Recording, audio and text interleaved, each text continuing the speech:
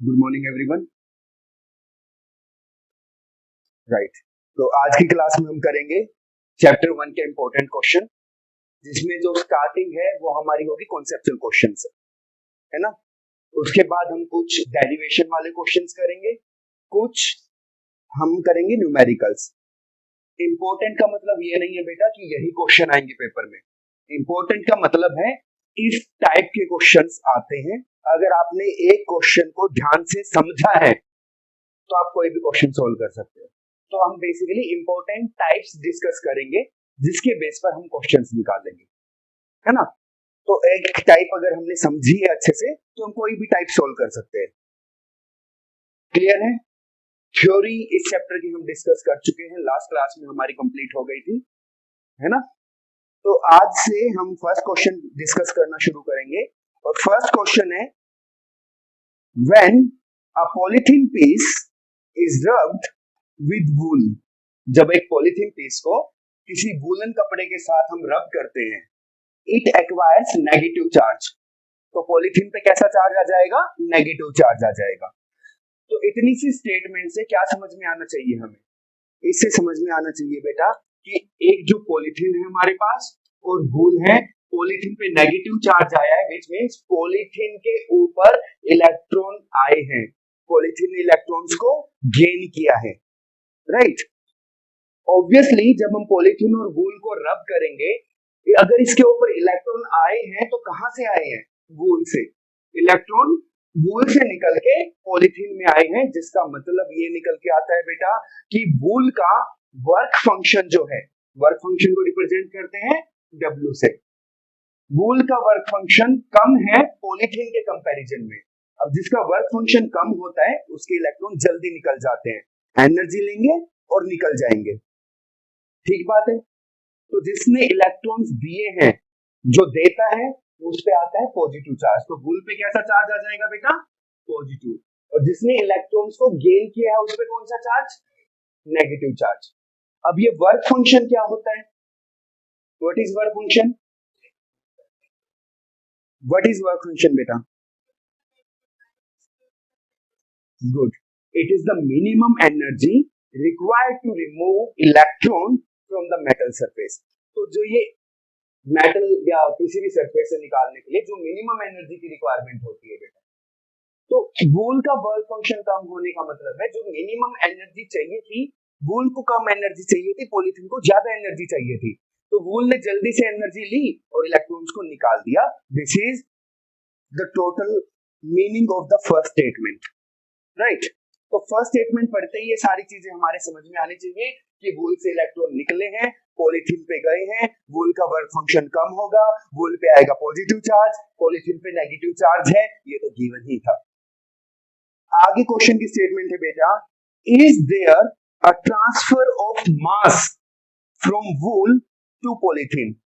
जब इलेक्ट्रॉन निकल के गया है वूल से पॉलीथीन में, तो सिंपल सी बात है बेटा कि इलेक्ट्रॉन का मास जो था वो था, मास ऑफ इलेक्ट्रॉन कितना होता है? 9.1 इंटू 10⁻⁻31 केजी एक इलेक्ट्रॉन का मास।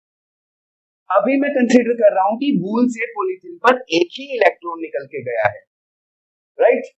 तो वूल के मास में से इतना मास कम हो जाएगा और पॉलीथीन के मास में इतना मास ऐड हो जाएगा। जिसका वर्क फंक्शन कम उसका मास डिक्रीज होता है, जिसका वर्क फंक्शन ज्यादा उसका मास इंक्रीज होता है। जिसमें नेगेटिव चार्ज आया है उसने मास को गेन किया है, जिसपे पॉजिटिव चार्ज आया है उसने मास को लूज किया है। Is this clear? Any doubt? ठीक है। तो क्वेश्चन का आंसर भी गिवन है बेटा, किस टाइप से आपको लिखना है पेपर में वो भी गिवन है। तो इसने लिखा है the polythene piece acquires negative charge due to transfer of electrons. Polythene पे नेगेटिव चार्ज आता है इलेक्ट्रॉन के ट्रांसफर की वजह से, है ना। Since electron are materialistic particle, तो उसका कुछ मास भी होगा, है ना। और क्योंकि इलेक्ट्रॉन ट्रांसफर हो रहा है विच मींस मास भी ट्रांसफर होगा। एंड लास्ट लाइन में इसने यही लिखा है, there is transfer of mass from wool to polythene. कोई डाउट? श्योर? सेकंड क्वेश्चन है बेटा, a glass rod when rubbed with silk cloth, जब एक ग्लास की रोड को सिल्क क्लॉथ के साथ रब करेंगे, it acquires a charge of 1.6, बेटा चार्ज आ गया उसमें 1.6 into 10⁻⁻8 coulomb. What is the charge on silk cloth? Glass rod पे चार्ज आया 1.6 इंटू 10⁻⁻8 कूलम, तो सिल्क क्लॉथ पे कितना चार्ज आएगा? सेम चार्ज आएगा बेटा, 1.6 into 10⁻⁻8 coulomb will be the charge on the silk cloth, but of opposite polarity. अगर ये पॉजिटिव पोलैरिटी का है तो सिल्क पे कैसा आएगा बेटा? नेगेटिव आएगा। यहाँ पे नेगेटिव साइन जो है वो सिर्फ पोलैरिटी को रिप्रेजेंट करता है। अगर मैं आपसे पूछूं कि इन दोनों में से कौन सा चार्ज बड़ा है, तो बेटा दोनों इक्वल चार्ज है। साइन की वजह से कंफ्यूज नहीं होना, मैथ की तरह -1 इज लेस देन 1 यहाँ चार्ज के केस में नहीं चलता बेटा, क्योंकि ये जो नेगेटिव साइन है इसके मैग्नीट्यूड को रिप्रेजेंट नहीं कर रहा, ये सिर्फ इसकी पोलैरिटी को रिप्रेजेंट कर रहा है, whether the charge is positive और negative. Any doubt? Right, answer देखो कैसे लिखना है। Silk cloth will also acquire a charge of 1.6 into 10⁻⁻8 coulomb. However, it will be negative in nature. If this is positive, then the charge on another body will be of opposite polarity, which means it will be negative. कोई doubt है? ठीक है ना? Next question, question number 3, ये question number 2 था हमारा। Question number 3 statement है बेटा क्वेश्चन की, how does the mass of A body change after charging? In first question we have discuss this, है ना, कि मास ऑफ बॉडी कैसे चेंज होगा आफ्टर चार्जिंग। फर्स्ट क्वेश्चन में ही डिस्कस किया था कि जिस बॉडी पे नेगेटिव आता है, जब हम दो बॉडी को रब करते हैं तो हमारे पास क्या होता है, दो बॉडी है जिसका वर्क फंक्शन है, work function of A body, work function of B body. Let us say work function of A is greater than work function of B. B का वर्क फंक्शन कम है तो बी पे आएगा बेटा पॉजिटिव चार्ज, ए पे आएगा बेटा नेगेटिव चार्ज। कोई डाउट? विच मीन्स बी में से इलेक्ट्रॉन निकलेगा, ए पर इलेक्ट्रॉन जाएगा, जिस पर इलेक्ट्रॉन गया है उसका मास इंक्रीज करेगा, mass of A body will increase and the mass of B body will decrease. कितना मास?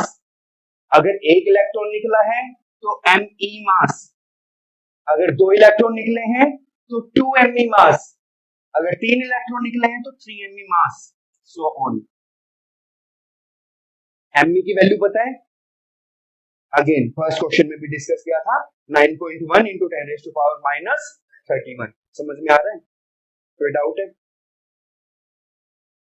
देखो आंसर कैसे लिखना है। When a body is charged, either electron get removed or get added. तो ये बोल रहा है कि जब बॉडी चार्ज होती है तो या तो इलेक्ट्रॉन निकले होते हैं बॉडी में से या इलेक्ट्रॉन ऐड होते हैं बॉडी में।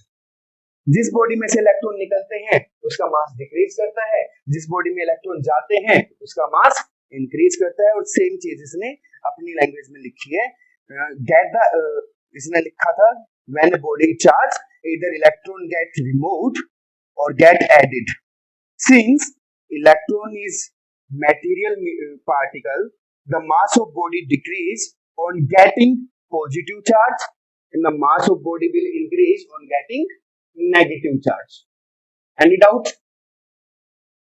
तो मैं आपको दोनों तरीके से बता रहा हूं बेटा, आप इसको अपनी लैंग्वेज में भी लिख सकते हो और जो आंसर मैं बोल रहा हूं उस लैंग्वेज में भी आप लिख सकते हो। It is all up to you. मैं आपको एक्सप्लेन कर रहा हूं, समझा रहा हूं, इसी बात को अपनी लैंग्वेज में भी लिख सकते हो आप। And I think you all are capable enough, है ना? Okay, question number 4।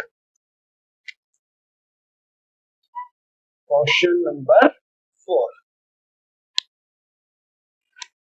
4 है बेटा, ordinary rubber is an insulator, जो नॉर्मल रबर होती है वो इंसुलेटर होती है, but the special rubber tyre of aircraft are made slightly conducting, rubber tyres को स्लाइटली कंडक्टिंग बनाया जाता है।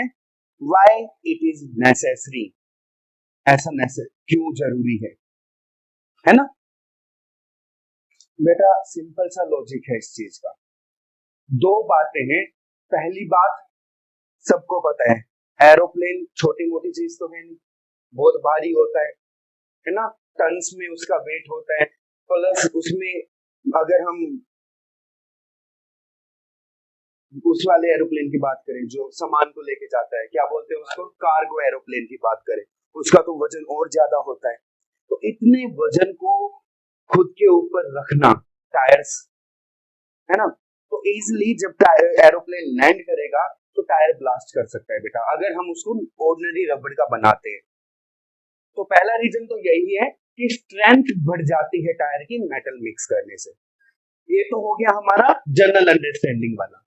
फिजिक्स की लैंग्वेज में अगर हम बात करें बेटा, कंडक्टिंग बनाने से, अब तुम्हें पता है कि फ्रिक्शन जब होता है तो चार्ज एक्वायर होता है, जैसे फर्स्ट एग्जांपल में हमने किया था, सेकंड में भी, थर्ड में भी, जब भी फ्रिक्शन होगा बॉडी चार्ज होगी, इधर पॉजिटिवली चार्ज और नेगेटिवली चार्ज।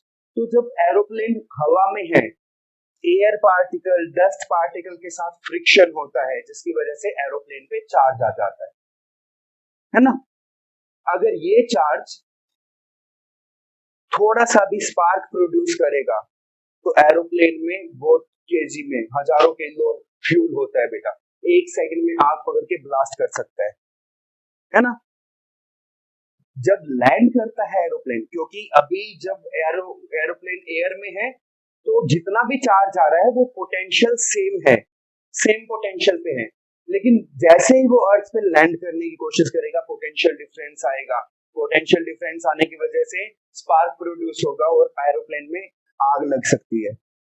इस वजह से कंडक्टिंग बनाया जाता है बेटा टायर्स को, ताकि जो भी चार्ज है वो अर्थ के साथ कांटेक्ट में आते ही, जैसे ही लैंड करेगा एरोप्लेन, अर्थ के साथ कांटेक्ट में आते ही एरोप्लेन पे जितना भी चार्ज था वो सारे का सारा अर्थ में ट्रांसफर हो जाएगा। और आप लोगों ने देखा भी होगा जब एरोप्लेन लैंड करता है तो जो टायर्स रगड़ खाते हैं तो आवाज आती है, मतलब चार्ज के ट्रांसफर होने की, और ऑब्वियसली जब रगड़ खाएगा तो स्पार्क की भी साउंड आएगी, राइट। तो सारा चार्ज अर्थ में ट्रांसफर हो जाता है, जिसकी वजह से एक बड़ा एक्सीडेंट बच जाता है, एरोप्लेन को आग नहीं लगती। क्लियर है बात? थ्योरेटिकल था क्वेश्चन, समझाने का बस बोल के समझा सकता हूँ, डायग्राम वगैरह कुछ है नहीं, तो सिंपल सा है। अब लैंग्वेज देख लो बेटा, इसकी लैंग्वेज, बाकी तुम जो मैंने समझाया अपनी लैंग्वेज में लिख सकते हो। आंसर है, during landing the tires of spacecraft get charged due to friction between the tires and the ground. Obviously, aeroplane जब एयर में था तब भी फ्रिक्शन हो रहा था एयर पार्टिकल के साथ, अब जो ग्राउंड के साथ लैंड किया तो टायर और ग्राउंड के साथ भी फ्रिक्शन होगा तो और ज्यादा चार्ज, अगर ये चार्ज सस्टेन होकर स्पार्क प्रोड्यूस करेगा तो आग लग जाएगी, इसलिए सारे का सारा चार्ज अर्थ में ट्रांसफर हो जाए, इसलिए स्लाइटली कंडक्टिंग बनाया जाता है। तो क्या बोला था मैंने, friction between the tyre and the ground, in case the tyre are slightly conducting, the charge developed on the tyre will not stay on them and it will be transferred to the earth. Clear? कोई doubt है? हाँ भाई, ठीक है, कोई problem? सब बढ़िया, good. Next question है बेटा, again theoretical question, automobile ignition failure occurs in dump weather, explain why। ठीक है, तो बेटा तुम लोगों ने अगर कभी देखा हो, तुम सब बाइक चलाते हो, स्कूटी चलाते हो, एक स्पार्क प्लग नाम की चीज होती है, देखिए, सुना है? नहीं सुना, इसने नहीं सुना, है ना। स्पार्क प्लग होता है बेटा, स्पार्क प्लग का क्या काम होता है, जब हम किक मारते हैं, जिन गाड़ियों में सेल्फ नहीं होता, किक से स्टार्ट करना पड़ता है उनको। कार की बात करें तो चाबी जब हम रोटेट करते हैं तो बेसिकली बैटरी जो होती है कार की या बाइक की, उसमें से करंट पास करता है, ये करंट स्पार्क प्लग के थ्रू इंजन के फ्यूल में जाता है, जिसकी वजह से फ्यूल में आग लगती है और उसी फायर की वजह से हमारी गाड़ी या बाइक चलती है। स्कूटी भी सेम प्रोसीजर है ना। अब जब ये स्पार्क प्लग है, जब इसमें से चार्ज, बैटरी का चार्ज जो आया वो ट्रांसफर करता है, तो बेटा ये चार्ज की वजह से डस्ट पार्टिकल को अट्रैक्ट करेगा। तुम्हें पता है कोई भी चार्ज जो है वो न्यूट्रल बॉडीज को अट्रैक्ट करता है हमेशा, इसलिए अट्रैक्शन को हम शो टेस्ट नहीं बोलते कभी भी। शो टेस्ट कौन सा होता है? रिपल्शन। क्योंकि कोई भी चार्ज अपोजिट चार्ज को भी अट्रैक्ट कर सकता है और न्यूट्रल बॉडीज को भी अट्रैक्ट कर सकता है। डस्ट पार्टिकल न्यूट्रल है, ये जो स्पार्क प्लग है डस्ट पार्टिकल्स को अट्रैक्ट करता है, चिपक जाते हैं डस्ट पार्टिकल्स, है ना। अब बारिश के सीजन में सबसे ज्यादा प्रॉब्लम आती है, क्यों? क्योंकि जब ये जो डस्ट पार्टिकल थे बाहर से मॉइस्चर को अट्रैक्ट करते हैं बेटा, ह्यूमिड वेदर हो जाता है बारिश के मौसम में, तो डस्ट पार्टिकल आ जाते हैं जो स्पार्क प्लग पे जम गए थे, वो मॉइस्चर को अट्रैक्ट करते हैं। मॉइस्चर मतलब गीला हो जाता है वो, तो गीला होने की वजह से सबसे ज्यादा स्पार्क प्लग शॉर्ट करते हैं बारिश के सीजन में। गीला होने की वजह से चार्ज कंडक्ट करने लग जाता है और लीक होना स्टार्ट कर देता है बेटा। जो चार्ज हमारे स्पार्क प्लग के थ्रू जाके फायर लगाने वाला था फ्यूल में, वो लीक हो गया सारा चार्ज, तो बाइक स्टार्ट नहीं हो पाती, गाड़ी स्टार्ट होने में दिक्कत आती है, स्कूटी स्टार्ट होने में दिक्कत आती है। इसलिए सबसे ज्यादा नोटिस किया होगा आपने, बारिश के सीजन में गाड़ी स्टार्ट होने में दिक्कत यही है। ऐसा ही सर्दियों में थोड़ा कम होता है, ह्यूमिडिटी तो होती है लेकिन बारिश जितनी ह्यूमिडिटी नहीं होती है ना, फोग की फॉर्म में ज्यादा होती है, तो सर्दियों में भी कभी कभी अर्ली मॉर्निंग दिक्कत आती है ये वाली। क्लियर है? आंसर सुन लो अब। The insulating porcelain of spark plug accumulate film of dirt जम जाता है उसमें। the surface dirt is hydroscopic means जो पानी को अट्रैक्ट करते हैं खुद की तरफ। and pick up the moisture from the air, moisture को अपनी तरफ अट्रैक्ट करेंगे। therefore in humid weather the insulating porcelain of the plugs become quasi conductor, जो वो मटेरियल था स्पार्क प्लग का वो कंडक्टर की तरह, क्वासी कंडक्टर की तरह एक्ट करने लग जाता है। This allows the appreciable proportion of the charge to leak, है ना, and that's why spark plug instead of discharging across the gap, तो स्पार्क प्लग लीक कर देता है चार्ज को और गाड़ी प्रॉपर्ली स्टार्ट नहीं हो पाती है। कोई डाउट है? समझ गए? लिख सकते हो पेपर में, अपनी लैंग्वेज में भी लिख सकते हो। गुड। क्वेश्चन नंबर 6 ये थ्योरेटिकल था बेटा, क्वेश्चन नंबर 4 भी थ्योरेटिकल था, क्वेश्चन नंबर 5 भी थ्योरेटिकल था, क्वेश्चन नंबर 6 की अगर हम बात करें तो ये भी थ्योरेटिकल है। कॉन्सेप्चुअल क्वेश्चंस बेसिकली थ्योरेटिकल ही होते हैं, अगर हमें कॉन्सेप्ट पता है we can easily answer. Question है बेटा, a bird perched on a bare high power line and nothing happens to bird. A man standing on the ground touch the same line get a fatal shock. Why? Question की statement clear है तुम्हें कि अगर कोई पक्षी, जो हमारी बाहर वायर आती है ना इलेक्ट्रिसिटी वाली मेल वायर, उस पे पक्षी बैठ जाए उसको कुछ नहीं होता, और कोई आदमी हाथ लगा दे उसको जो ग्राउंड पे खड़ा है तो उसको शॉक लग जाता है। ऐसा क्यों होता है? सर्किट पूरा हो जाता है बेटा, है ना। जो बर्ड बैठा है वो सर्किट इनकम्प्लीट है, इनकम्प्लीट सर्किट होने की वजह से चार्ज मूव नहीं कर पाता, है ना। यही सेम क्वेश्चन सेकंड चैप्टर में भी करेंगे, उसमें थोड़ी सी अलग एक्सप्लेनेशन है।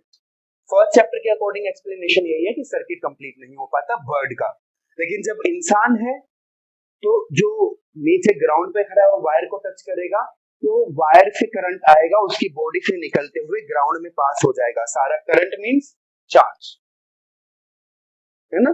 करंट होता है rate of flow of charge बेटा। तो चार्ज फ्लो कर जाएगा उसकी बॉडी से, और जब चार्ज फ्लो करेगा तो हमें फील होगा कि हमारे शॉक लग रहा है। सेकंड चैप्टर में इसकी डेफिनेशन है, अगर मैं थोड़ा सा इंट्रोडक्शन दे दूं, उसमें एक्सप्लेन किया गया है बेटा, due to potential difference. Charge कब मूव करता है? चार्ज मूव सिर्फ तब करेगा जब किन्हीं दो पॉइंट के बीच में पोटेंशियल का डिफरेंस होगा। अगर दो पॉइंट सेम पोटेंशियल पर है तब चार्ज मूव नहीं करता। जो बर्ड बैठा है वो सेम वायर पे बैठा है, तो उसके जो दोनों पैर हैं वो सेम पोटेंशियल पे हैं बेटा। पोटेंशियल डिफरेंस नहीं है तो चार्ज उसकी बॉडी से फ्लो नहीं करेगा, इसलिए उसको शॉक नहीं लगता। वहीं वायर का पोटेंशियल 220 वोल्ट, अर्थ का पोटेंशियल हम 0 कंसीडर करके चलते हैं, है ना। पोटेंशियल डिफरेंस कितना आ गया? 0 minus 220 which is 220 volt, right. 220 minus 0 बोल लो, तो 220 वोल्ट का पोटेंशियल डिफरेंस है बेटा। पोटेंशियल डिफरेंस होने की वजह से चार्ज हमारी बॉडी से मूव करना शुरू करता है, अर्थ में जाता है, शॉक लगता है, सिंपल। अगर हम वायर पे लटक जाएं और हमारे पैर अर्थ को टच नहीं कर रहे हैं बेटा, तो हमें भी शॉक नहीं लगेगा, ठीक है। अगर आप जंप करके वायर को पकड़ लो और आपके पैर ग्राउंड पे टच नहीं है, नहीं लगेगा शॉक, ओके। कुछ बच्चे लिख के आते हैं बर्ड्स के पैर में इंसुलेटर लगा होता है, नहीं बेटा ऐसा कुछ नहीं। अब बर्ड्स को भी जूते पहनाओगे क्या? नहीं। वुड में भी करंट पास नहीं होगा, वुड इंसुलेटर का काम करेगी, जस्ट लाइक शूज। जब हमने जूते पहन रखे हैं बेटा तो वायर को टच करेंगे, शॉक नहीं लगता। इस वाली जो आपके घर में जो प्लग है उसको भी टच करोगे शूज पहन के, नहीं लगेगा। कब तक नहीं लगेगा? जब तक आप किसी कंडक्टिंग बॉडी के कांटेक्ट में नहीं हो, है ना। आप लकड़ी पे खड़े होके वायर को टच करो, आप प्लास्टिक के शूज पहन के, गीले नहीं होने चाहिए, है ना। हाँ।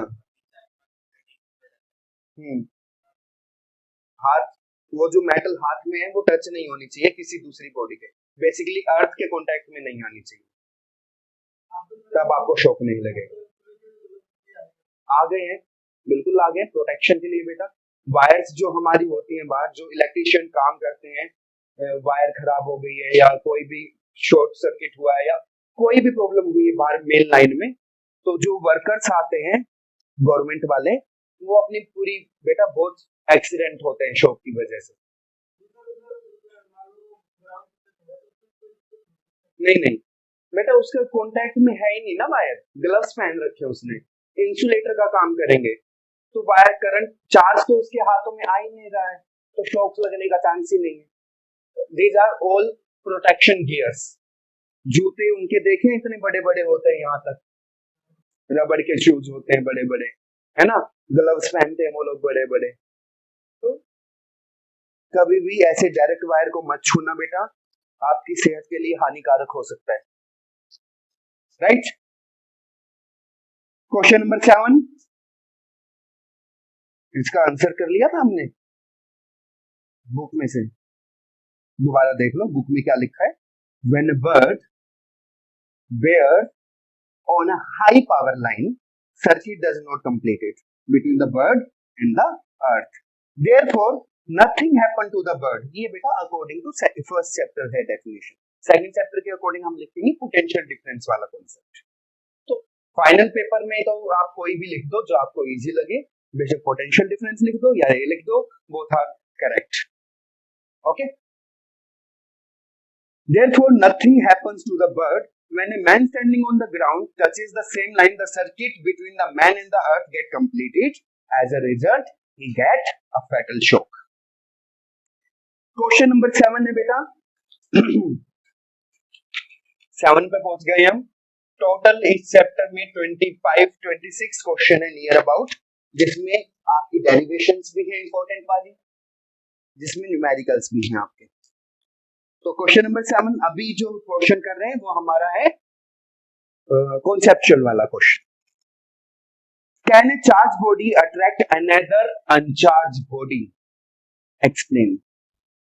और और में भी है इसके question, why does a charge glass rod attract a piece of paper. दोनों का सेम ही आंसर बनता है बेटा। फर्स्ट क्वेश्चन में पूछा है क्या एक चार्ज बॉडी किसी अनचार्ज बॉडी को अट्रैक्ट कर सकती है, एक्सप्लेन योर आंसर। दूसरे पार्ट में पूछा है बेटा कि जो हमारा क्या था ग्लास रोड थी वो छोटे छोटे पेपर के पीस को अट्रैक्ट क्यों करती है, बता सकते हो, बोलो। चलो मैं ही बता देता हूँ, है ना। अब क्या था कॉन्सेप्ट कि मान लो ये मेरी कोई चार्ज बॉडी है ए, और लेट अस सपोज कि ए बॉडी पर जो चार्ज है वो है पॉजिटिव चार्ज, है ना। ये मेरी कोई दूसरी बॉडी है जो कि है न्यूट्रल। न्यूट्रल का मतलब होता है बेटा जितने इसमें प्रोटॉन है उतने ही इसमें इलेक्ट्रॉन है, जितना पॉजिटिव चार्ज है उतना ही नेगेटिव चार्ज है, जिसकी वजह से net charge is zero, which is neutral body. ये पॉजिटिव चार्ज इस बॉडी के इलेक्ट्रॉन्स को अपनी तरफ अट्रैक्ट कर लेगा। Opposite charge attract each other, तो पॉजिटिव किसको अट्रैक्ट करेगा, नेगेटिव को अट्रैक्ट करेगा, और पॉजिटिव चार्ज इस बॉडी के पॉजिटिव को रिपेल कर देगा। एक्चुअल में ये ट्रांसफर कैसे होता है, यू पीपल नो, थ्योरी में हमने डिस्कस किया था, है ना। सिर्फ इलेक्ट्रॉन्स का मोशन होता है बेटा, प्रोटॉन्स का मोशन नहीं होता है। इलेक्ट्रॉन के मोशन की वजह से चार्ज डिस्ट्रीब्यूट होते हैं। क्लियरली इस पॉजिटिव और इस नेगेटिव के बीच में जो डिस्टेंस है वो कम है, डिस्टेंस कम, फोर्स ज्यादा। कूलम्ब्स लॉ क्या बोलता है बेटा, Coulomb's law that force is inversely proportional to the square of distance between the charges, है ना। तो डिस्टेंस कम है तो फोर्स ज्यादा है। वहीं इस पॉजिटिव और इस वाले पॉजिटिव के बीच में डिस्टेंस है ज्यादा, डिस्टेंस अगर ज्यादा तो फोर्स कम, तो विच मींस अट्रैक्शन वाला जो फोर्स था वो ज्यादा था, रिपल्शन वाला जो फोर्स है वो है कम। ज्यादा इफेक्ट किसका आएगा, जो ज्यादा वैल्यू का है, अट्रैक्शन ज्यादा है तो उसी का तो इफेक्ट आएगा ना। तो इसलिए कोई भी एक चार्ज बॉडी किसी भी न्यूट्रल बॉडी को इजीली अट्रैक्ट कर लेती है ना। अगर यहाँ पे नेगेटिव चार्ज होता तो, ए बॉडी पे नेगेटिव चार्ज होता तो बेटा ये नेगेटिव चार्ज इस बी बॉडी के पॉजिटिव चार्ज को अपनी तरफ अट्रैक्ट कर लेता और नेगेटिव चार्ज को रिपेल कर देता बेटा। अगेन पॉजिटिव नेगेटिव में अट्रैक्शन, डिस्टेंस कम अट्रैक्शन ज्यादा, नेगेटिव नेगेटिव में रिपल्शन, डिस्टेंस ज्यादा रिपल्शन कम, दोनों का नेट रिजल्टेंट जो निकालेंगे वो आएगा अट्रैक्शन। इसलिए अगर कोई भी बॉडी चार्ज है, डजंट मैटर पॉजिटिवली चार्ज है या नेगेटिवली चार्ज है, वो किसी भी न्यूट्रल बॉडी को हमेशा अट्रैक्ट करती है। कोई डाउट तो नहीं है, फाइन। पानी पी लूं, दो कहां रखा है, ओके बेटा। सो इस क्वेश्चन की एक्सप्लेनेशन जो दे रखी है वो है yes a charged body can attract another uncharged body. It is because when the charged body is placed in the front of an uncharged body, the induced charge of opposite kind are produced on the uncharged body. Induced charge of opposite kind are produced. Right? Due to this, the charged body attract the uncharged body. इसी वजह से कोई भी charge body किसी uncharged body को attract करती है। और कोई फर्क नहीं पड़ता बेटा कि बॉडी पे चार्ज वाली बॉडी पे पॉजिटिव है या नेगेटिव है, दोनों ही केस में वो अनचार्ज बॉडी को अट्रैक्ट करेगी। क्लियर। एक क्वेश्चन पूछा जाता है, जनरली बहुत बार पूछा गया है कि why repulsion is the sure test to find the polarity of charge on any body। उसका भी रीजन यही है बेटा, है ना, कि अगर ये नेगेटिव है तो ये पॉजिटिव, अगर इस बॉडी पे पॉजिटिव चार्ज होता ये उसको अट्रैक्ट कर लेता, अगर ये बॉडी न्यूट्रल है ये तब भी अट्रैक्ट कर रहा है। तो अब श्योरली नहीं बता सकते, हमें ए बॉडी का पता है कि ए बॉडी पे है नेगेटिव चार्ज, लेकिन बी बॉडी का हमें श्योरली पता नहीं लगा कि बी बॉडी पे कौन सा चार्ज है। हो सकता है बी बॉडी पे पॉजिटिव चार्ज हो सकता है बी बॉडी न्यूट्रल हो, क्योंकि वो अट्रैक्ट कर रहा था।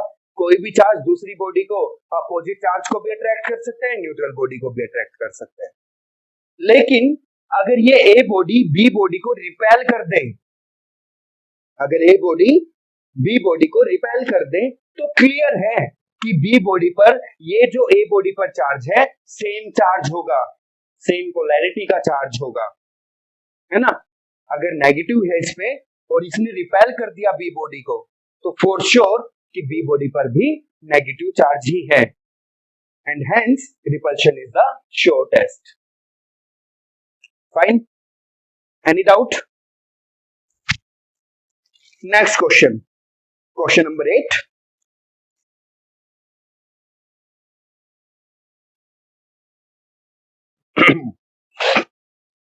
क्वेश्चन है बेटा, the test charge used to measure electric field at a point should be vanishingly small. Why? जो हम किसी पॉइंट पर इलेक्ट्रिक फील्ड निकालते हैं, उस पे हम कंसीडर करते हैं कि टेस्ट चार्ज रखा है।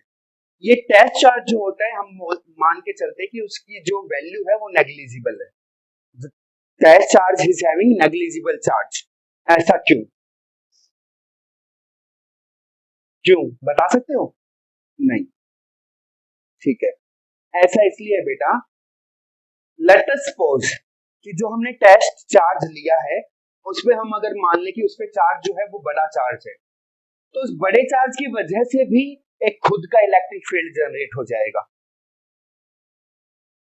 खुद का इलेक्ट्रिक फील्ड जनरेट कर लेगा वो, है ना, जिसकी वजह से नेट इलेक्ट्रिक फील्ड पे इंपैक्ट पड़ेगा बेटा, है ना।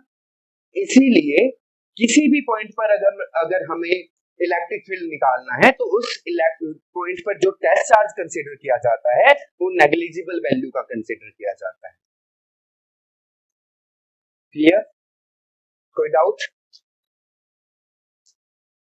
आंसर है, in case test charge is not vanishingly small, it will produce its own electric field, है ना, and the value measured of the electric field will be different from the actual value. Fine? कोई doubt?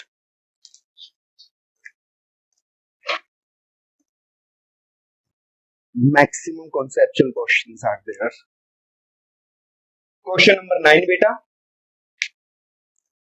why do the electric field lines never cross each other? बहुत ही basic question है। Electric field की जगह अगर मैं magnetic field बोल दूं, तो 10th क्लास में जब आप लोग थे सेम क्वेश्चन किया था, why does magnetic field lines can not intersect each other. अब वही क्वेश्चन इलेक्ट्रिक फील्ड लाइंस के केस में है। तो एक ही रीजन है बेटा कि अगर लेट अस सपोज ये मेरी दो अलग अलग इलेक्ट्रिक फील्ड लाइंस हैं, एक ब्लू एक रेड, जहां पे ये इंटरसेक्ट कर रही है, हमने कंसीडर कर लिया कि लेट अस सपोज ये दो इंटरसेक्ट कर रही है बेटा, है ना। अब इलेक्ट्रिक फील्ड पे किसी भी पॉइंट पे टेंजेंट, इलेक्ट्रिक फील्ड लाइन पर किसी भी पॉइंट पर टेंजेंट इस पॉइंट पर इलेक्ट्रिक फील्ड की डायरेक्शन बताता है। क्या बताता है बेटा? इलेक्ट्रिक फील्ड की डायरेक्शन। डायरेक्शन को कैसे रिप्रेजेंट करते हैं? कैप से, यूनिट वेक्टर से। क्या बताएगा ये? इस पॉइंट पर टेंजेंट हमें इलेक्ट्रिक फील्ड की डायरेक्शन बताएगा, यूनिट वेक्टर होगा वो उसका, है ना। ये आपको पता था। अगर मैं इस पॉइंट की बात करूं, पी पॉइंट की, तो पी पॉइंट पर बेटा रेड लाइन बोलेगी टेंजेंट इधर की तरफ है, ब्लू लाइन बोलेगी, ब्लू वाला इलेक्ट्रिक फील्ड बोलेगा टेंजेंट इधर की तरफ है। तो पी पॉइंट पर इलेक्ट्रिक फील्ड की दो डायरेक्शन मिलेंगी हमें, एक मिली रेड वाली डायरेक्शन, एक वाली मिली ब्लू वाली डायरेक्शन। एक पॉइंट पर किसी भी पार्टिकल की दो डायरेक्शन पॉसिबल नहीं है बेटा, है ना। यहां पर अगर मैं किसी टेस्ट चार्ज को रख दूं तो टेस्ट चार्ज बेटा रेड वाली डायरेक्शन में भी जाने की कोशिश करेगा, ब्लू वाली डायरेक्शन में भी जाने की कोशिश करेगा, लेकिन एक टेस्ट चार्ज एक टाइम पर दो डायरेक्शन में नहीं जा सकता, किसी भी हालत में नहीं जा सकता। और इसीलिए बोला जाता है कि ऐसा पॉसिबल हो ही नहीं सकता, and that's why two electric field lines can never intersect each other. Is this clear? तो अगर ये क्वेश्चन आता है तो आप ये डायग्राम भी बनाओगे, इंप्रेशन अच्छा जाता है बेटा एग्जामिनर के ऊपर। ऑल्दो आपकी बुक में, जो मैं बुक यूज कर रहा हूं फिलहाल इंपॉर्टेंट क्वेश्चंस के लिए, उसमें कोई भी डायग्राम नहीं है, लेकिन आप डायग्राम भी बनाओ, जिस भी क्वेश्चन में बना सकते हो बनाओ, है ना। डायग्राम बना के अगर आप एक्सप्लेन थोड़ा कम भी कर पाते हो ना, फिर भी पूरे नंबर मिल जाते हैं बेटा। क्यों? क्योंकि एक इंप्रेशन अच्छा पड़ता है और डायग्राम की हेल्प से आप ज्यादा अच्छे से एक्सप्लेन कर सकते हो, है ना। ओके, आंसर सुन लो। The tangent at A point on the line of force gives the direction of electric field at that point. Tangent at a point will give the direction of electric field at that point. If two lines of force intersect each other, then the electric field at that point will have two directions, red wali direction and blue wali direction. As the same cannot be true. एक point पर दो direction होना possible नहीं है, इसलिए it cannot be true.